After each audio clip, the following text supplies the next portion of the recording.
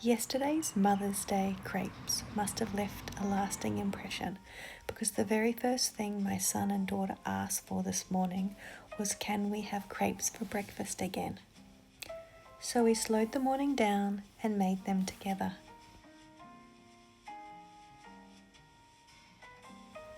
My daughter carefully poured the milk, while my son proudly cracked the egg without a single shell making it in this time.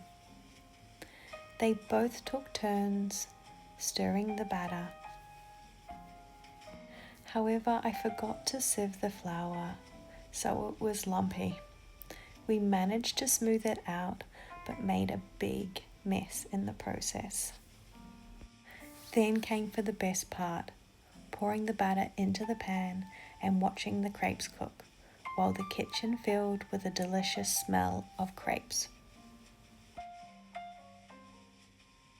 It wasn't perfect, it was messy, and it took twice as long. But these are moments I cherish, and I hope I remember forever. I try not to skip breakfast, but today was one of those days. I try to limit my gluten and grain intake, as it doesn't always agree with me, and I didn't have it in me to make a separate breakfast this morning. I later regretted this decision as I spent most of my day at Cairns Central with my family, and I was eagerly waiting to get home and eat something.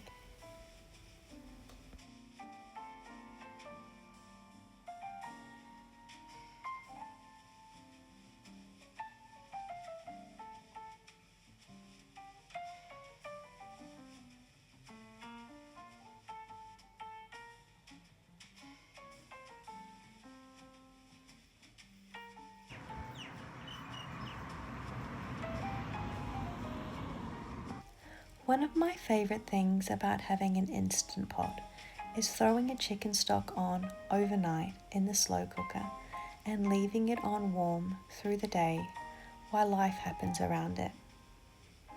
No standing over the stove, no fuss, just golden homemade goodness slowly doing its thing in the background. Homemade chicken stock is packed with flavour, minerals and nourishing goodness from the bones, vegetables and herbs, and it makes soup, rice, sauces and other simple meals taste so much better. There's something so comforting about having jars of homemade stock ready in the fridge or freezing it into cubes to add a little bit more flavour and nutrition to a meal. Tonight, while my partner and son were off at sports, I kept things simple at home. Stir-fried zucchini and chicken sausages and mandarin for my daughter and I. At the same time, I made my partner's sandwich for work. Using leftover roast chicken from last night, roasted capsicum and a little relish.